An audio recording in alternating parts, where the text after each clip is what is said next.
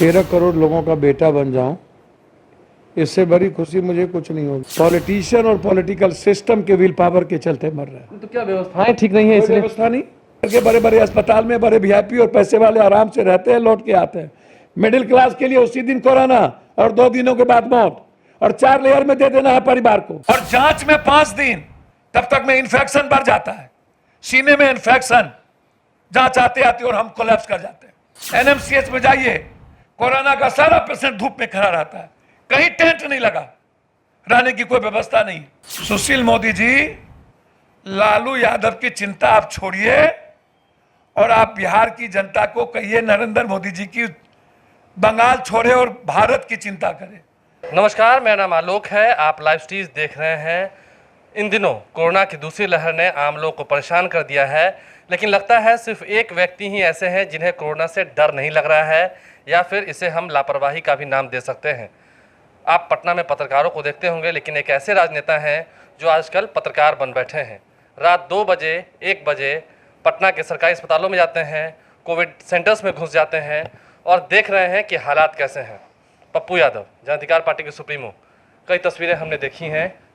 आप चले जाते हैं, रात को डॉक्टर्स रहे न रहे, आप रहते हैं, कई महिलाओं को आप रात को आर्थिक मदद करते हैं, और उसके बाद आप देखते हैं हालात क्या है। क्या है हालात? भैया, मैं पत्रकार बनना नहीं चाहता और ना मैं इस चारों संस्था का कुछ बनना चाहता हूँ। मैं बेटा हूँ और एक सेवक हूँ।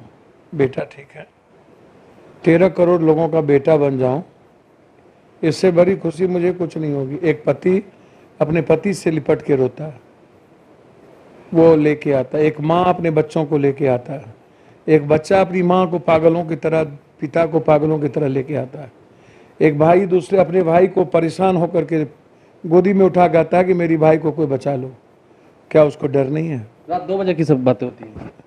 24 घंटा, रात के 2:30 बजे फोन हमको आया, 1:30 बजे मेरी जॉन से फोन आया, बचा लीजिए। 2:30 बजे हमको भभुआ के मोहनिया के रामविलास पासवान ने फोन किया कि मेरा साला मर जाएगा, हम बनारस 14 अस्पताल चले गए, हमको कोई लेने वाला नहीं है। हमको पीएमसीएच जाना पड़ा उसको लेकर के, और जब गए तो कितने बजे? 2:30 बजे। 1:30 बजे फोन आया, 2:30 बजे उसको लेकर फिर पीएमसीएच? नहीं, 1:30 बजे कहीं और गए, उसके बाद पीएमसीएच पहुंचे। फिर पीएमसीएच भी गए? बिल्कुल, वो जिम्मेदारी थी। 5 आदमी का और फोन आया कि हम लोग 10 बजे दिन से यहाँ बैठे हुए हैं, कोई पूछने वाला नहीं। एक शिक्षक जो आज अखबार में देखे होंगे, वो मर गया, शास्त्री जी, उनको मैंने एडमिट कराया। कोरोना के चलते लोग नहीं मर रहे हैं, पॉलिटिशियन और पॉलिटिकल सिस्टम के विल पावर के चलते मर रहे हैं। तो क्या व्यवस्थाएं ठीक नहीं है इसलिए? व्यवस्था नहीं। 1.25 साल आपको वक्त मिला, आपने बेड क्यों नहीं बनाई? आपने आईसीयू रूम क्यों नहीं बनाया? आप रॉ मटेरियल वैक्सीन के क्यों आज रोक दिए गए? पहले उसको पूरी समझिए। आपके पास ऑक्सीजन नहीं है, आपके पास वेंटिलेटर नहीं है, आपके पास वैक्सीन नहीं है, आपके पास रेमडेसिविर नहीं है, आपके पास टीकाकरण अभियान तो चल रहा है, रोज हजारों की संख्या में लोगों को टीका। मुझे तो समझ में नहीं आता है कौन सा टीका अभियान और कितने। आप तो बार बार ये चर्चा हो रही है कि अब वैक्सीन खत्म हो रही है, उसके रॉ मटेरियल देना बंद कर दिए, रेमडेसिविर कर देना बंद कर दिया।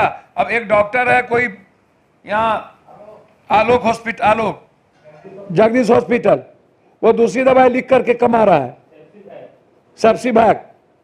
अब जाइए वो पूरा, और वो आप मार्केट में सब्सिडी की दवाई की कालाबाजारी भी अब शुरू हो चुकी है भैया। पूरा का पूरा जो दवाई फैक्ट्री है, कल तो चंडीगढ़ में नकली रेमडेसिविर बनाने वाला मिल गया, बाजार में आ जाएगा। आरटीएमएसआर जो रिपोर्ट है वो 5 दिन 6 दिन तक नहीं आता है। एनएमसीएच के डॉक्टर बोलते हैं हमको कि मेरे पास लैब नहीं है, 2000 की कैपेसिटी है, 3000 4000 हमारे पास ब्लड आ जाता है, जांच के लिए चीजें आ जाती है। वो कहते हैं कि पोर्टल काम नहीं करता है, वो कहते हैं कि लैब बंद हो गया, वो कहते हैं कि 21 में से 6 पॉजिटिव हो गए लैब टेक्नीशियन, हमको 50 की जरूरत है और 15 भी नहीं है। वो बोलते हैं कि मेरे पास डाटा ऑपरेटर नहीं है, तो रिपोर्ट कहां से हम मंगाएंगे? और ये दिए हुए हैं, सरकार से मांगे हुए हैं ये दोनों। ये 10,000 रेमडेसिविर मांग रहे हैं और कह रहे मेरे पास आज एक भी नहीं है। अब एनएमसीएच कह रहा है मेरे पास एक भी नहीं है। बेड 156 आप पूरा घोषित कर दिए। वहां लिख दिया गया कि कोई बेड नहीं है। लगभग प्राइवेट अस्पताल बंद होने की नौबत में है। नहीं, अभी आपने कहा कि डॉक्टर्स जो मनचाही दवाई लिख रहे हैं, तो क्या इस कोरोना को हम मान लें कि उनके लिए एक त्योहार आ गया है?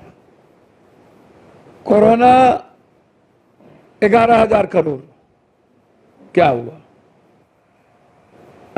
मैंने कहा कि काम करिए, एग्रीमेंट पेपर लो और 2 महीना ट्रांसफर पोस्टिंग हो जाए। नीतीश जी 2 महीना आप सीएम हाउस में रहिए, हम यहीं रहेंगे, और हमको 2 महीना आप पावर दे दीजिए सीएम पर, सिर्फ 2 महीना।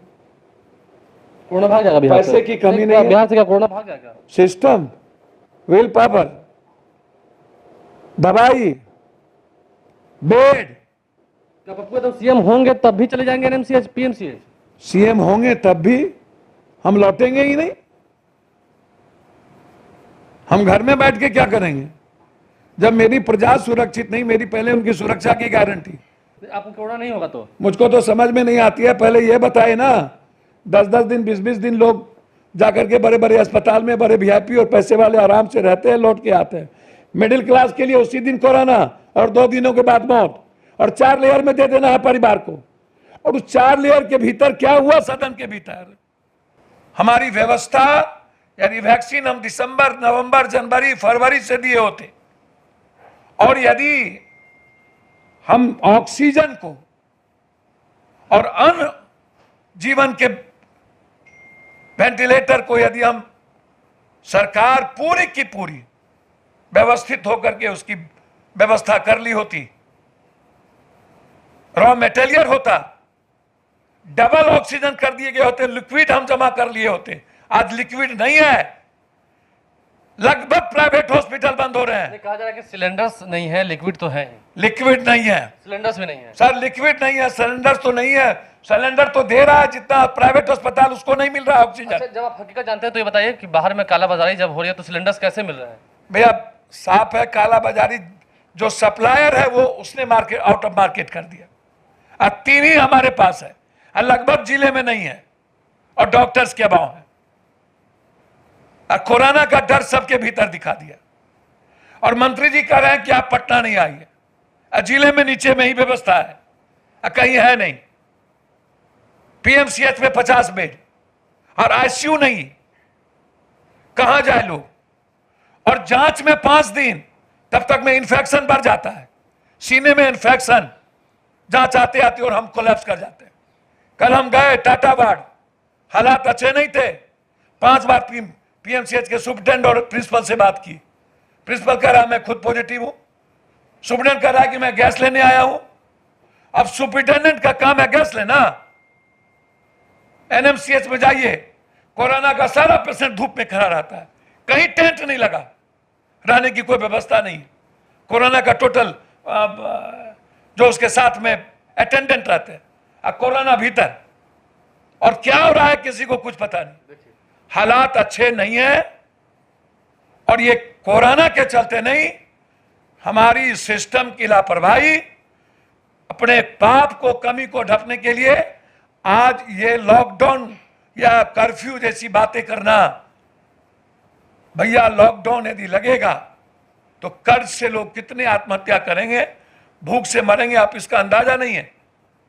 इसलिए जो लोग ये बात कर रहे हैं ना कि कोरोना के चलते मर रहा है, एक संक्रमण बीमारी हो सकती है, निमोनिया से ज्यादा खतरनाक नहीं है, और किसी का भी इलाज, ऑपरेशन सब रोक दिया गया। तो हमें चैलेंज में लेना पड़ेगा। और मैं वाच कर रहा हूं, देख रहा हूं मिनट टू मिनट, कोई माँ बाप नहीं है, सरकार नाम की चीज नहीं है, सत्ता पक्ष और विपक्ष दोनों मस्त है। सुशील मोदी जी, लालू यादव की चिंता आप छोड़िए, और आप बिहार की जनता को कहिए नरेंद्र मोदी जी की बंगाल छोड़े और भारत की चिंता करें।